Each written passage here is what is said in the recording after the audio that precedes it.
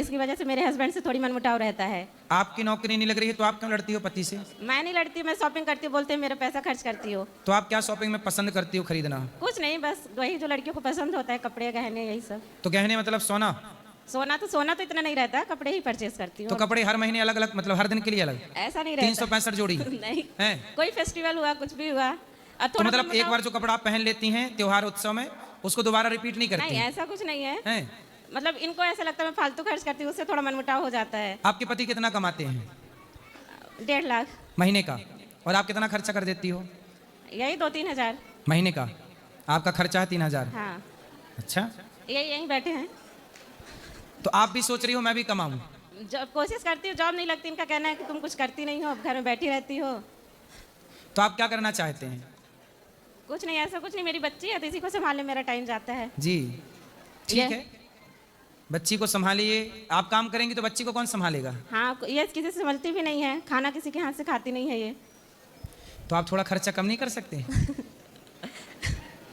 इनको समझाइए, 2-3 हजार तो लेती हूँ। आप अपनी पत्नी को 5000 क्यों नहीं देते? बात करो। अच्छा, जो कमाते हो 1.5 लाख, क्या करते हो आप? गुरुजी 1.5 लाख हाथ में नहीं आता गुरुजी। पेमेंट है 1.5 लाख, उसमें से करीब 1,10,000 या 20,000 ही आता है। क्या सरकारी हो प्राइवेट हो? प्राइवेट नौकरी। क्या काम है? मैं आईटी सेक्टर में हूँ। फिर सही है। तो आप ये बताओ, तो पत्नी को 5000 भी नहीं देते महीने का? नहीं देते हैं, पैसा देते हैं, लेकिन फालतू अच्छा, खर्च जो नहीं 1,10,000 आता है नहीं वो किसको देते हो? नहीं जो सैलरी आपकी आती है? सैलरी तो कुछ मतलब खर्च भी होता है। जैसे मैं बैंगलोर में रहता हूँ तो वहाँ एक्सपेंसेस ज़्यादा हैं, तो वहाँ भी खर्च होते तो हैं। पैसे अपने पास ही रखते हो कि पत्नी को दे देते हो सारे जो भी कमाते हो महीने का? नहीं, कुछ सेविंग करते हैं और फिर कुछ पत्नी को देते हैं। फिर पत्नी को कितना देते हैं? पत्नी को वही 6 से 7 हज़ार। 7000 देते तो हैं, वो कह रही हैं 3000 देते हैं। हैं? अच्छा, आप 1,10,000 कमाते हो और पत्नी को 7000 देते हो। हमारे यहाँ तो ये परंपरा है कि पति जितना कमाता सारा पत्नी को दे देता था। आप सारा क्यों नहीं देते? गुरुजी कुछ इच्छाएं भी वो हैं, पीछे मतलब- हमारे भैया बैठे, देखो वो कह रहे हैं कि हम सारा दे देते हैं अपनी पत्नी को। गुरुजी मेरी इच्छा है कि मैं कुछ अपने पैसे से कुछ जमीन वगैरह खरीदूं हाँ, और आपकी अपना इच्छा घर सही है। बनवाऊं। है आपका ना? घर नहीं है अभी? घर है, मतलब मेरा खुद का नहीं है। कहाँ पे बनवाना है आपको घर? अपने मतलब गांव में? गांव में ही। सही है, तो आप बिल्कुल जमीन खरीदो। क्यों नहीं खरीद? अब कुछ खरीदी? अभी नहीं खरीदे, उसी के लिए पैसा इकट्ठा कर रहे हैं। देखो, जमीन खरीदना जरूरी है।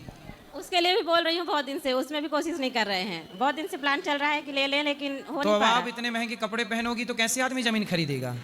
थोड़ा सस्ते कपड़े पहन लो। जी महाराज जी। पति के पैसे बचाओ। पत्नी को, पति का धर्म है सारे पैसे पत्नी को दे। हाँ। और पत्नी का धर्म है कि उसमें 1 रुपए भी खर्च ना करे। जी अपना और जोड़े तंगोड़े का जहां मिल जाए तो उससे भी उसमें ऐड कर दे। जी। कम खर्चीली पत्नी जिनकी होती हैं वही परिवार सुख समृद्धि से परिपूर्ण होते जी हैं। महाराज। जिनकी स्त्रियां खर्चीली होती हैं ना, वो आदमी कमाता कमाता मर जाए, तरक्की नहीं होती, उस घर में बरकत नहीं होती। अच्छा बताओ, घड़ा है, घड़ा, और घड़े में एक छेद है, तो भरते रहो पानी, जी महाराज जी। भरेगा? नहीं। ऐसे ही है, पत्नी यदि खर्चीली है तो पति कभी भी सफल नहीं हो सकता। हर पति तब सफल होता है जब स्त्री पैसे को बचाने वाली हो, और पुरुष भी बचाए। हम ये नहीं कहते। अब देखो, आपके पुरुष, आपके पति ज्यादा कमाते हैं, मतलब कमाते ज्यादा हैं, खर्चा ज्यादा है इनका? नहीं, इनका कोई खर्चा नहीं है। परेशानी यही है कि ये खर्चा नहीं करते। अभी जमा समय है, जोड़ लो पैसा, जोड़ के जमीन वगैरह ले लो, घर वर बना लो। भविष्य की प्लानिंग है उनके पास। नहीं तो उसके लिए भी तो रेडी हूँ मैं, एक्सपेंस कम करने के लिए रेडी हूँ। ये ले तो हैं तो जमीन तो ले। तब जमीन के लिए आप बचने कहाँ दे रही हो? सारा उड़ा दे रही हो। उतना है महाराज जी, जमीन मिल नहीं पा रही है, हम लोग उसी के लिए परेशान हैं। हाँ तो मिल जाएगी, अब मिल जाएगी। जी। पर आपको अब कपड़े थोड़ा, कितने रुपया का सूट पहनती हो? साड़ी साड़ी पहनती हो तो कितने रुपये वाली? 1 से 2,000। 2000 की साड़ी? एक दो ऐसे तो रहता है। 500 वाली पहन लो। जी। वो 500 वाली पहने के बताया सबको, करा करो को 3000 की लाई हूँ, उसमें लिखा थोड़ी है कि 500 की है। जी क्या महाराज, दिक्कत है? कोई दिक्कत नहीं। ऐसा है, 2000 की साड़ी 500 के हिसाब से 4 आ जाएंगी। क्यों? वो 4 पहन डालो, सबको बताओ 3000 की है ये। जी महाराज। और जिसको जितना बता, मैं ये कह दूं कि दुपट्टा 1000 का है तो आप बोलोगे ठीक है, मैं कह दूं ये 200 का है, इसमें लिखा छोड़िए कि कितने का है। और कपड़े आजकल जल्दी कोई पहचान नहीं पाता। सस्ता पहनो, महंगा बताओ। स्टेटस भी मेंटेन रहेगा, बचत भी मेंटेन रहेगी। एक पंथ दो काज। बोलो हाँ। ठीक है। अब महंगा पहन ली ना, अब पहन- 500 से ज्यादा की साड़ी नहीं। आप तो इनके फेवर में बोल दिए, अब तो मेरी और ना सुनेंगे। नहीं तो आप पैसा घर बनेगा तो ये अकेले थोड़ी रहेंगे घर में, कि आपको छत में रखेंगे खुद कमरे में रहेंगे? आप भी तो घर पे ही रहोगी। जी महाराज। तो आपके लिए तो घर बना रहे हैं। अच्छा, घर किसके लिए बना रहे हैं? बोलिए, मेरे नाम पे लेंगे। अरे बड़ी लालची हो तुम। गुरुजी घर बनेगा तो दोनों पति पत्नी तो रहेंगे ही, अरे तो दोनों के लिए ये है घर। पत्नी बता, तुम अपने नाम पे घर चाहती हो, क्यों तुम्हें पति पर भरोसा नहीं है? घर वाले लेके भाग गई तो? मेरे ऊपर भरोसा नहीं है। नहीं, ये आपने गलत कहा। पति का धर्म है कि वो पत्नी के नाम करे, मैं कथा में बोलता हूं। जी। ऐसा है ना, पति पत्नी दो नहीं है। पति पत्नी क्या है? दो नहीं है, एक है। एक है। आपका यदि ये भाव है कि घर लेंगे तो मेरे नाम करें, इससे आपका लालच झलकता है। लालच नहीं है, ये हमेशा मैं करते हैं। ये मेरा है, ये मेरा आप है। भी तो मैं कर रही हो। इनका मैं तो मैंने नहीं सुना, पर आपका सुन लिया। मेरे नाम मेरे नाम मेरे नाम, नहीं, ऐसा नहीं है। है ना? जी। इसीलिए पिक्चर आई थी। चलो आप बात करो। सुनो, कुछ घर और कुछ प्रॉपर्टी थोड़ी बहुत पत्नी के नाम जरूर करना। हर पुरुष को थोड़ी थोड़ी संपत्ति पत्नी के नाम करना चाहिए, पर पत्नियां भी पहले वचन दें कि घर वर लेके भाग नहीं जाएंगी। जी गुरुजी। आप गारंटी देना इनको पक्की वाली। सामने वचन दे रही हूँ, नहीं भागूंगी। अरे आजकल छोरी, एक बार नहीं क्या हुआ, छोरी अपने बेटी का ब्याह कर रही थी, और जिस लड़के से बेटी का ब्याह होने वाला था वही लड़का उसको दामाद पसंद आ गया। बेटी को बोली तू रुक, मैं पहले दामाद के संग घूम घाम के आती हूँ। तो आजकल भरोसा माँ का नहीं है, वो बेटी को धोखा दे के भाग गई। तो अब किसका भरोसा? कलयुग है, यहाँ भरोसा कुछ नहीं चलता। यहाँ तो जिसके हाथ में लाठी होगी भैंस वही ले जाएगा, जिसके हाथ में जमीन जायदाद है वही मालिक है। इसलिए भरोसा गया जमाना भरोसे वाले। अब भरोसे से काम नहीं। कौन भरोसा? एक बेटे के बारे में मैंने सुना कि उसकी पत्नी ने तलाक का, उस पति को पता चल गया कि मेरी पत्नी तलाक देने वाली है, तो लड़के ने अपनी सारी जायदाद माँ के नाम कर दी। सत्य घटना है। एक बेटे को पता चला कि मेरी पत्नी तलाक की तैयारी कर रही है, तो चुपके से बेटे ने कहा कि पत्नी करेगी तो पत्नी आधा ले जाएगी। तो बेचारे बेटे ने सारी संपत्ति किसे दे दी? माँ को। और माँ को दिया तो माँ भाग गई। अब कर लो भरोसा। कलयुग तो आज उल्टी गंगा बहा रहा है। उसकी पत्नी भी फिर चली गई और माँ भी गई, 2 ही दिन से गए। धोबी का कुत्ता ना घर का न घाट का। लेकिन आप मुझे अपने पति को वचन देना कि मैं कहीं नहीं जाने वाली। अरे आपके सामने बोल रही हूँ गुरुजी, कहीं नहीं जाऊंगी। चलो भगवान करे आपकी जोड़ी बनी रहे गंगा यमुना की तरह। पर हर पुरुष को अपनी पत्नी के लिए थोड़ा थोड़ा जरूर करना चाहिए, क्योंकि मेरे पास ऐसी माताएं आती हैं जिनके बेटे देखते हैं कि माँ के पास कुछ नहीं है तो घर से निकाल देते हैं, और यदि कुछ होता है तो फिर बच्चे सी लालच से माँ की बूढ़ी माँ की सेवा करते हैं। ये मैं आपके बहुत आगे की बात कर रहा हूँ, इसलिए पत्नी के पास भी कुछ होना चाहिए। ठीक है, भगवान आपको सुखी रखें। वाहिगुरु जी का खालसा, वाहिगुरु जी की फतेह। गुरु जी, थोड़ा सा गंभीर प्रश्न करने जा रही हूँ। हाँ, बिल्कुल। क्योंकि आप वृंदावन में वास करते हैं तो काफ़ी पहुँचे हुए संतों का सानिध्य आपको प्राप्त होता रहता है जी।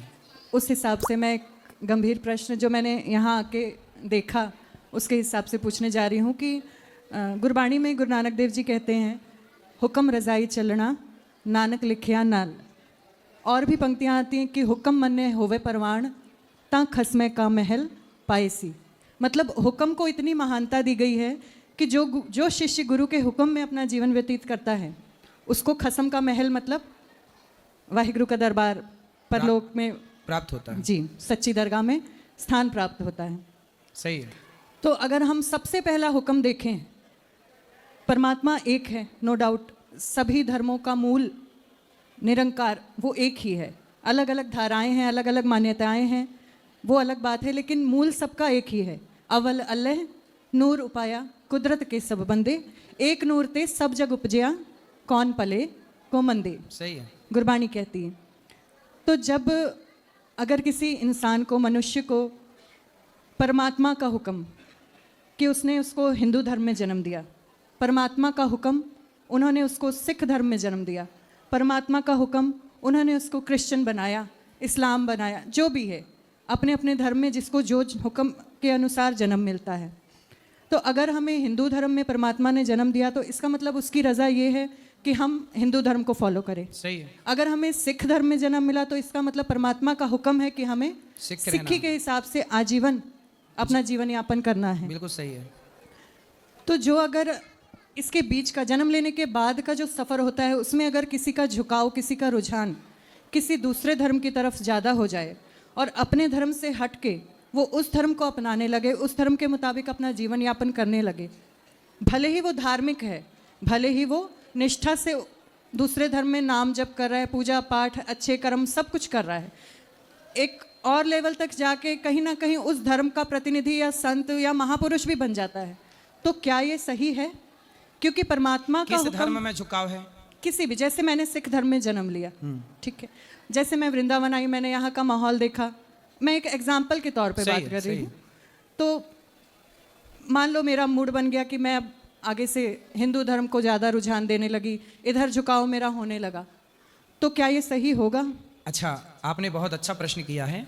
अब आप समझिएगा कि हिंदू और सिख, पहले तो ये जानना है कि ये दो नहीं हैं। बिल्कुल, हिंदू और सिख ये दो, हम लोग कभी भी सिख को अलग नहीं मानते। जो हिंदू है वही सिख है और जो सिख है वही हिंदू है, दोनों एक है। बिल्कुल। अब ये मैं क्यों कह रहा हूं, आपने गुरुवाणी की बात की जी। गुरु गोविंद साहब जी का इतिहास पढ़ा है आपने? जी। गुरु गोविंद साहब जी, गुरु गोविंद जी मूल में क्या है? गोविंद राय जी हिंदू है।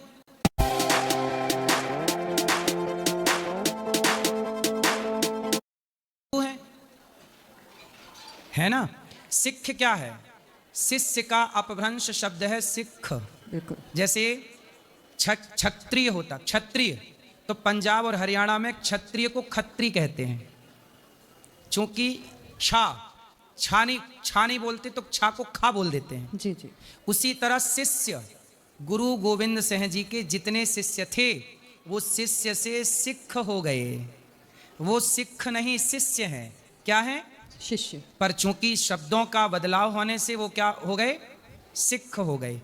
तो गुरु नानक देव जी ने जो गुरुवाणी लिखी है उसमें कई जगह राम नाम लिखा है उन्होंने, जी। कई जगह कृष्ण नाम लिखा है, कई जगह विष्णु नाम लिखा है, मैंने भी पढ़ी है जी।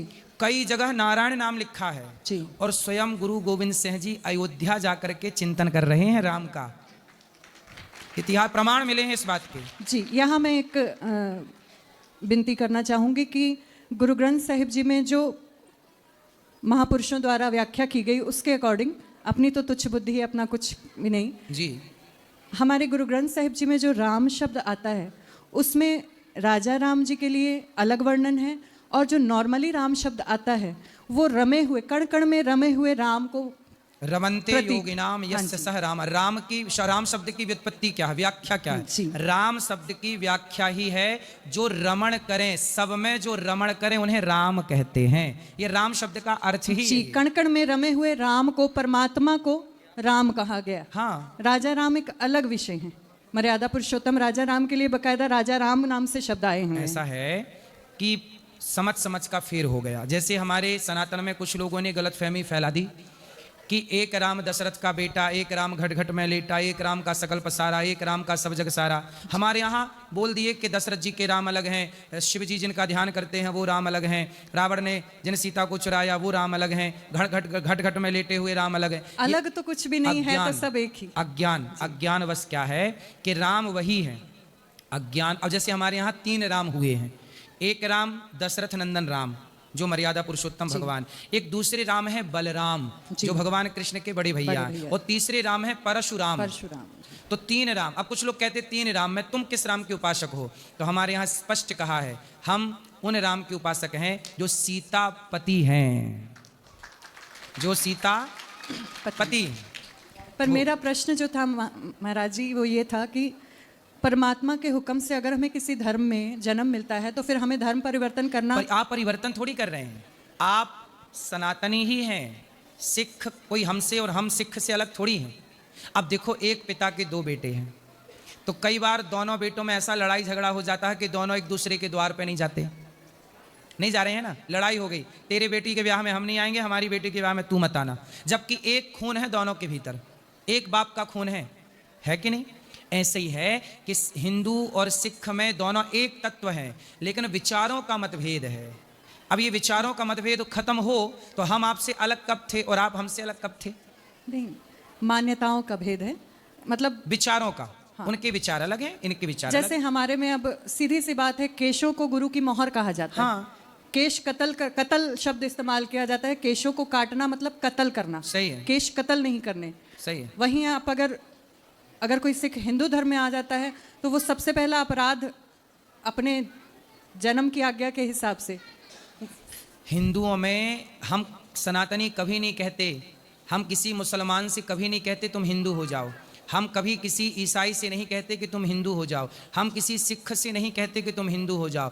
तुम वहीं रह कर के जहाँ हो वहीं रह कर के राम का चिंतन करो। शबरी जंगल में रह के राम का चिंतन की तो राम जंगल में शबरी के घर पहुँच गए। हमारे भगवान तो आपके घर आएंगे, वहीं आएंगे जहाँ आप हैं। हमारे कृष्ण वहीं आएंगे, आप जहाँ हैं वहीं रहिए, वहीं से प्रभु को पुकारिए। हमारे प्रभु ये नहीं कहते कि तुम, हमारे भगवान के लिए तो सब एक है। बंटवारा तो यहाँ हमने कर लिया। बिल्कुल, मैं यही कहना चाहती हूँ। आकाश से जब पानी गिरा, पानी की जब बारिश की बूंदें गिरी तो बारिश का पानी जब गंगा पे गिरा तो वही बूंद गंगा हो गई, यमुना में गिरा तो वही बूंद यमुना हो गई, जब नाले पे गिरा तो वही बूंद नाला हो गई। वो संगति जैसी मिलती गई, वो पानी की बूंद वैसी बनती गई। पानी की बूंद तो एक थी ऊपर, उसी तरह ईश्वर के घर से सब इंसानियत पैदा होती है। यहाँ धरती पे आके बंटवारा हो जाता है कि तुम ये हो, तुम वो हो, तुम वो हो। भगवान ने क्या भेजा है? भगवान ने मुसलमान नहीं भेजा, भगवान ने यहाँ पर ईसाई नहीं भेजे, भगवान ने सिख नहीं, भगवान ने हिंदू नहीं भेजा, भगवान ने इंसान बनाए हैं, मानवता बनाई है। इसलिए तुलसीदास जी लिखते हैं, बड़े भाग्य मानुष तन पावा। बड़े भाग्य मतलब बड़े भाग्य से ये मानव का शरीर प्राप्त होता है। दुर्लभो मानुषो देहो देहि नाम क्षण भंगुरा। बड़े भाग्य से। अब बताइए, मानव शरीर मुसलमान के पास भी है, ईसाई के पास भी है, सिख के पास भी है, हिंदू के पास भी। तो भगवान ने मनुष्य भेजे हैं, भगवान ने मुसलमान नहीं भेजे धरती पे, ईसाई नहीं भेजे, हिंदू और सिख नहीं भेजे, भगवान ने क्या भेजे हैं? मनुष्य, इंसान भेजे हैं। इसलिए जो जहाँ है वह वहाँ रहकर अपनी इंसानियत का परिचय दे। और किसी भी मजहब धर्म पंथ को पढ़ के देखिएगा, जीव मात्र की सेवा ही सर्वोपरि सेवा बताई गई है। इसलिए सिख, इसलिए आपने जो अभी वचन कहा ना कि जो जहाँ है हाँ वहीं रह के इंसानियत का धर्म निभाए, बस यही परमात्मा की आज्ञा। बेटा कोई भूखा ना रहे। इसलिए आज भी गुरुद्वारों में लंगर चलता है। गुरुद्वारों में लंगर चलने की आज्ञा किसकी थी? आज्ञा किसने दी? आज्ञा दी कि बेटा कोई भूखा ना रहे। इसलिए सिख पूरी दुनिया में जहाँ जहाँ हैं वो अन्न सेवा ज़्यादा करते हैं, क्योंकि गुरु आज्ञा है और अन्न दान से बड़ा कोई दान नहीं है। अब अन्न सबको देते हैं। हमारा और आपका गौरव है कि आपकी और हमारी सोच यही है कि नानक नाम चढ़दी कला, तेरे पाणे सर्बत दा भला, सर्वे भवंतु सुखिना। आप सर्वे भवंतु सुखिना बोलते हैं, हम सर्बत दा भला, बस यही हमारा गौरव है। अब गुरुवाणी में जो गुरु जी ने कहा और जो गीता में भगवान ने कहा, वो दोनों बातें, भाषा अलग अलग है पर दोनों का भाव, विचारधारा पूरी एक है। इसलिए आप और हम कभी दो थे ही नहीं। आप कृष्ण की शरण में हैं, राम की शरण में हैं, नाम जप करिए और निश्चित आप सही रास्ते पे हैं।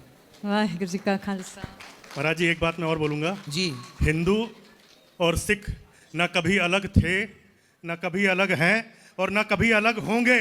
कोई माई का लाल इनको अलग नहीं कर सकता है। बोले सोनिहाल, सत श्री अकाल। सुंदर, सही है।